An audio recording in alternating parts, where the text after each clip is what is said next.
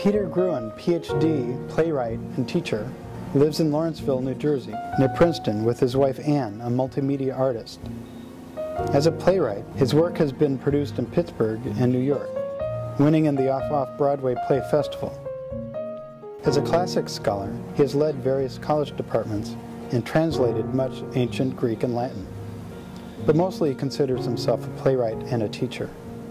Playwright and teacher, yeah, because I haven't just taught in college, I've also taught in high school, and I even taught in elementary school. I was probably the only person teaching first grade in the state of New Jersey with a Ph.D. in classical philology. I think it's pretty safe to say that.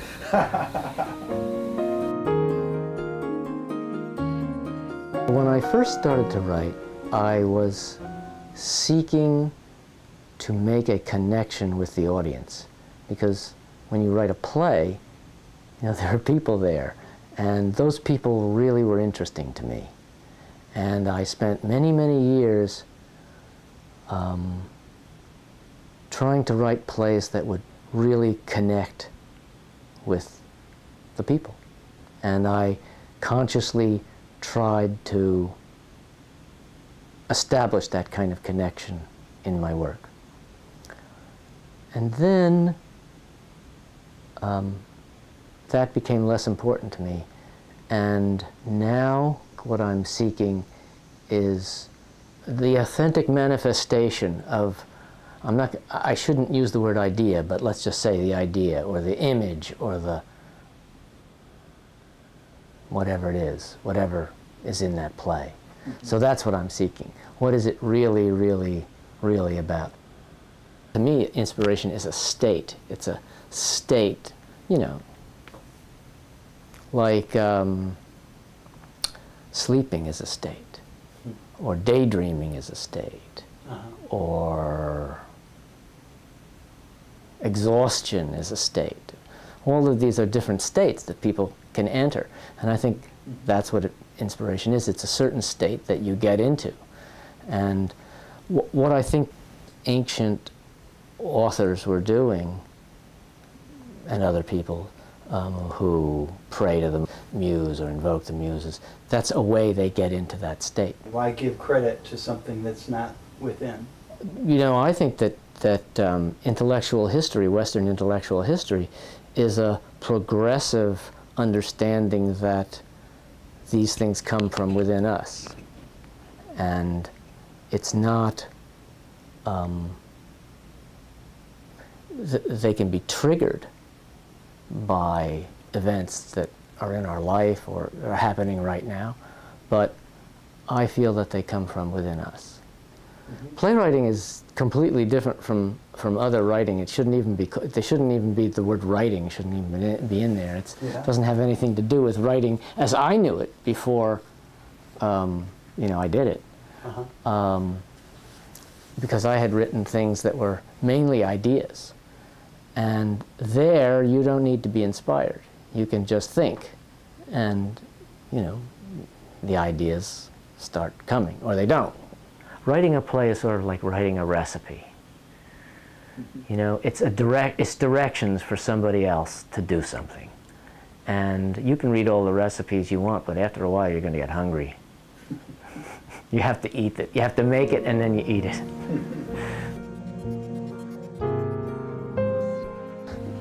The last time music inspired me was a wonderful, wonderful event.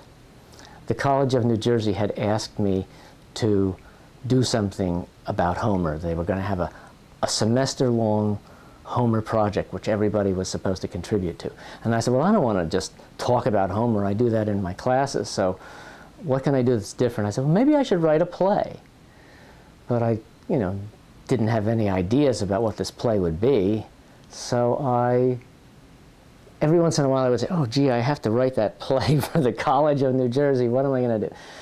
So I found a new piece of music by Johann Sebastian Bach, one of his keyboard partitas, and I was entranced by it. And I said, I'm going to listen to that music. I'm just going to sit down. I'm sitting in that chair that you're sitting in. Mm-hmm. I'm going to sit down, and I'm just going to listen to that music.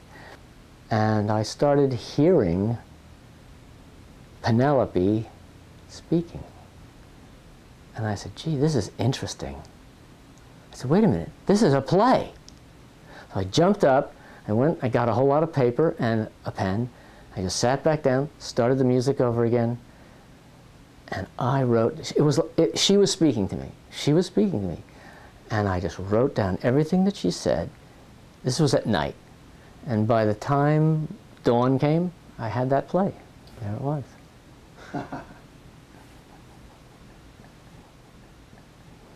And I think of myself as the secretary to my characters. They talk and I just write down what they say.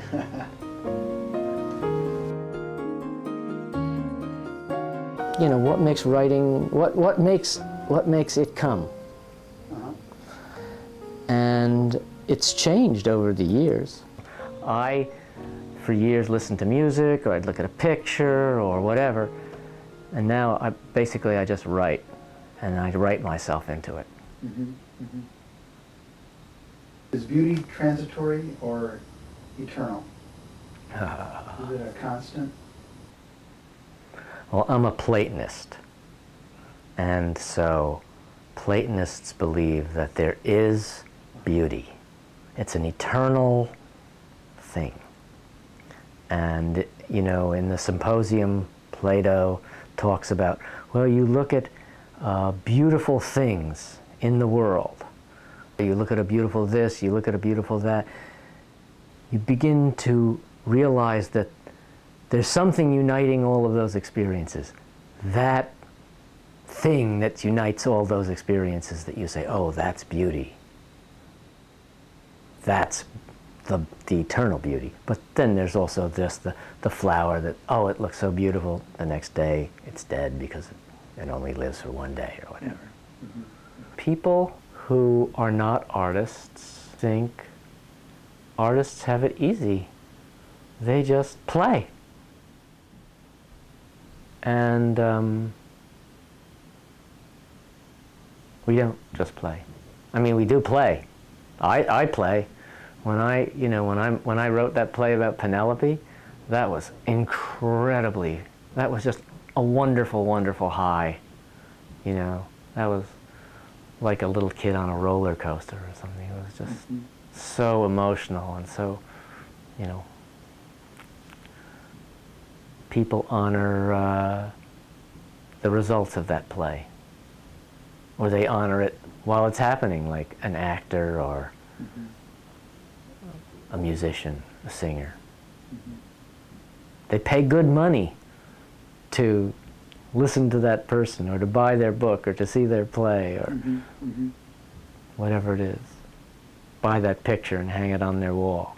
They pay money. They take it seriously. They give it the ultimate test of value in our society. They pay for it.